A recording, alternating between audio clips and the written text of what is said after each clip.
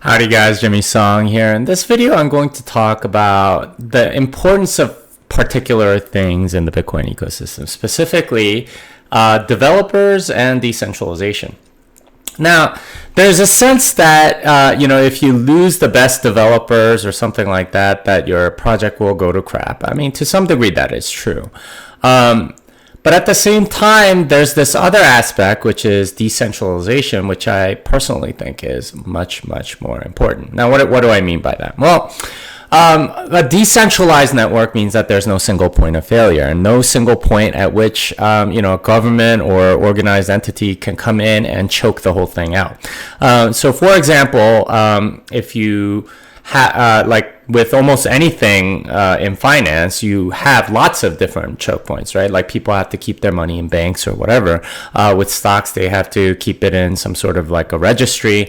Certainly for real estate, even for something like gold, oftentimes it's in a vault. So, the person that controls the vault is that single point of failure. And governments generally control centralized entities or anything that they want to regulate by finding that choke point and then regulating the heck out of it. That's why there's so many banking regulations. They have AML, KYC laws. I mean, if you think about it, what the hell does that have to do at all with banking?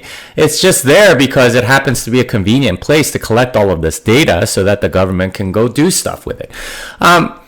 That's what centralized points of failure or single points of failure are, and in a decentralized system you don't have any of those. And the key thing that I've been saying over and over and over again is that Bitcoin is actually decentralized. Everything else, every other cryptocurrency is not. And you might disagree or whatever and say no, Ethereum is decentralized or it's on some spectrum of decentralization and it's closer to decentralized than centralized. That's complete BS. And I'll tell you why. It's because it's clearly not. You look at something like Ethereum, you control Infura, you control Ethereum. You could, if you are a government entity and you can, regulate consensus and tell them Infura needs to run this particular hard fork of Ethereum, and they do it, or they're sort of put in a position where that's the only thing that they can do. Well, then you're kind of forced to take whatever that hard fork gives you, right? And it could be any hard fork. And it's not even like government entities. It could be, just bad people, right? Like they can go kidnap, Vitalik Buterin or Buterin's family and say, hey, if you don't do these things, then we are going to kill your family. And you better act like it's, that it's genuinely you or else.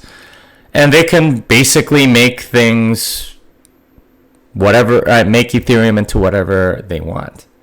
See, this is the difference between centralization and decentralization. And it is my personal belief that decentralization is way more important than the developers. Now, I believe that Bitcoin has the best developers, and I've looked at the code of various projects and so on, and there's some that I respect more than others. But Bitcoin clearly has a very strong community of very good developers.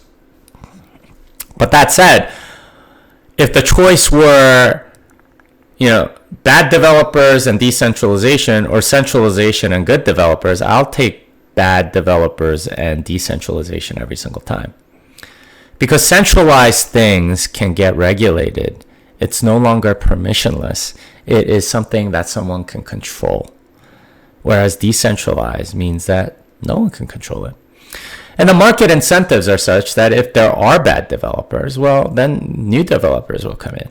I mean, you don't need anyone's permission to create your own client and do something or fork the Bitcoin code base and do your own thing and have a higher standard of code there or whatever. That's entirely up to you. You don't need anyone's permission. That's the beauty of it.